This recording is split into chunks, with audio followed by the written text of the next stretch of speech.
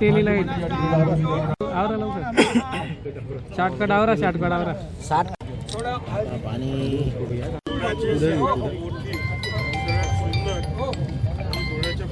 दादा चला आलो ना का आता कोणी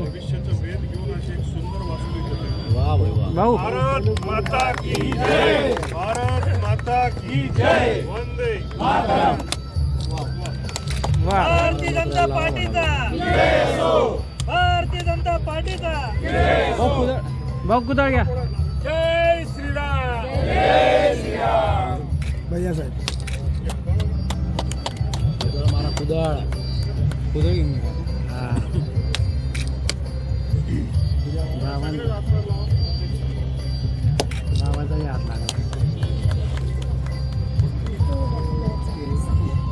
भैया साहेब 2 मिनिटं भैया साहेब कुदळ राहिले भैया साहेब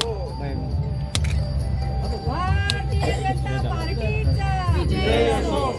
बस बस भारतीय जनता पार्टीचा विजय असो. आता सर्वांनी इकडे बघा सगळ्यांनी इकडे बघा समोर बघा समोर भाऊ समोर भाऊ भाऊ एक झाला ओके झाला बस आपला आणि शक्ती महिला मोर्चा यशस्वी मुख्यमंत्री श्री देवेंद्र फडणवीस यांच्या नेतृत्वाखाली संबंध राज्याचा विकास होतोय. चांद्यापासून बांद्यापर्यंतचा विकास होतोय.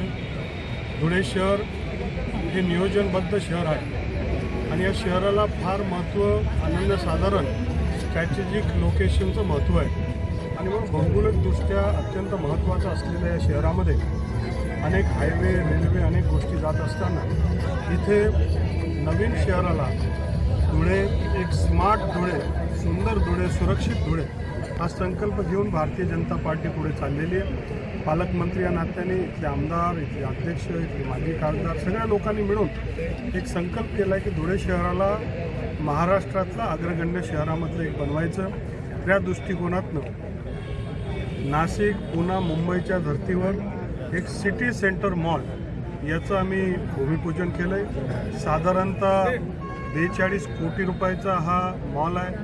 जय हिंद मॉल त्याचं नाव दिलेलं आहे आणि साधारणतः त्याच्यामध्ये एक 35,000 स्क्वेअर फीटचा इथे हा मॉल बनणार आहे. धुळे शहराच्या आधुनिकतेला शोभणारा हा मॉल आणि उद्याच्या काळामध्ये पूर्ण शहराला आवडेल. इथे जाता येईल, इथे फूड कोर्ट राहील, इथे अनेक व्यवस्था इथे राहतील.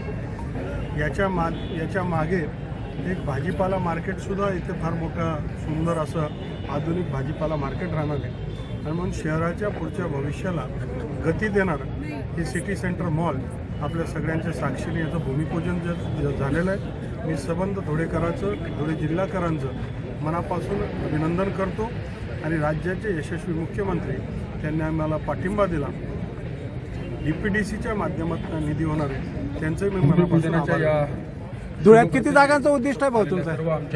धुळ्यामध्ये 100% भाजप आणायचा विचार आहे आमचा. आणि बिनविरोध किती करायचा विचार आहे? सर्व जागा आम्हाला आणायचंय आणि दोंडाईच्या पॅटर्न राबवत बिनविरोध करण्याचा आमचा प्रयत्न आहे. पालकमंत्री नामदार